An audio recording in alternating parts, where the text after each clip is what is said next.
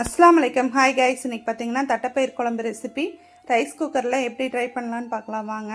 Rice குக்கரில் நல்லா ஈரமெலாம் இல்லாமல் நல்லா தொடச்சி எடுத்துகிட்டு நம்ம பாத்திரத்தை செட் பண்ணிக்கலாம். செட் பண்ணிவிட்டு ஆயில் கொஞ்சமாக சேர்த்துட்டு ஆயில் ஹீட் ஆகிற வரைக்கும் மூடி போட்டு விட்டுடலாம்.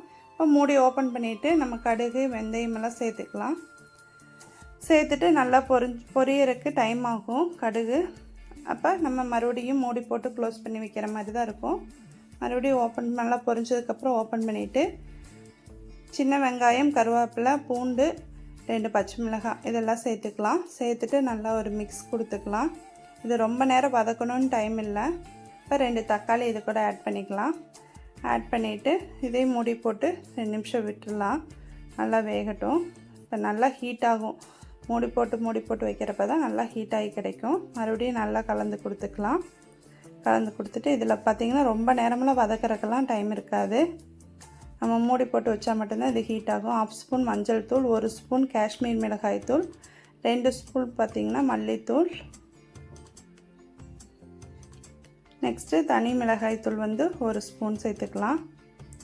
சேர்த்துட்டு நல்லா ஒரு மிக்ஸ் கொடுத்துக்கலாம். மிக்ஸ் கொடுத்துட்டு இப்போ இதுக்கு தேவையான காய்கறியெல்லாம் பார்த்திங்கன்னா கத்திரிக்காய், உருளைக்கிழங்கு, முருங்கைக்காய் இது 3மே இன்றைக்கி நான் சேர்த்துருக்கிறேன். நல்லா காயெல்லாம் சேர்த்துட்டு நல்லா அந்த மசாலா கூட கோட்டாகிற மாதிரி நல்லா ஒரு மிக்ஸ் கொடுத்துக்கலாம். மிக்ஸ் கொடுத்துட்டு நெக்ஸ்ட்டு பார்த்திங்கன்னா இதுக்கு தேவையான அளவு உப்பு சேர்த்துக்கலாம். உப்பு சேர்த்துட்டு இப்போவே பார்த்திங்கன்னா நம்ம தட்டைப்பயிரை இது கூட ஆட் பண்ணிக்கலாம். ஆட் பண்ணிவிட்டு நல்லா கலந்து கொடுத்துட்டு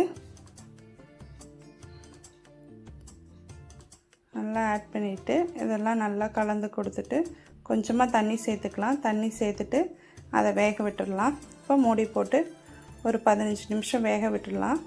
15 நிமிஷம் கழித்து ஓப்பன் பண்ணி பார்த்திங்கன்னா அதுக்குள்ளாட்டியும் நம்ம இந்த மசாலா ரெடி பண்ணிக்கலாம். தேங்காய், வெங்காயம், தக்காளி, ஒரே ஒரு தக்காளி, 2 பெரிய வெங்காயம், கொஞ்சமாக தேங்காய் அதை ஃபைன் பேஸ்ட்டாக அரைச்சிட்டு நம்ம இது கூட சேர்க்குற மாதிரி இருக்கும். பாருங்கள், இந்த ஸ்டேஜில் தட்டைப்பயிறு, காய் எல்லாமே நல்லா வெந்துருச்சு.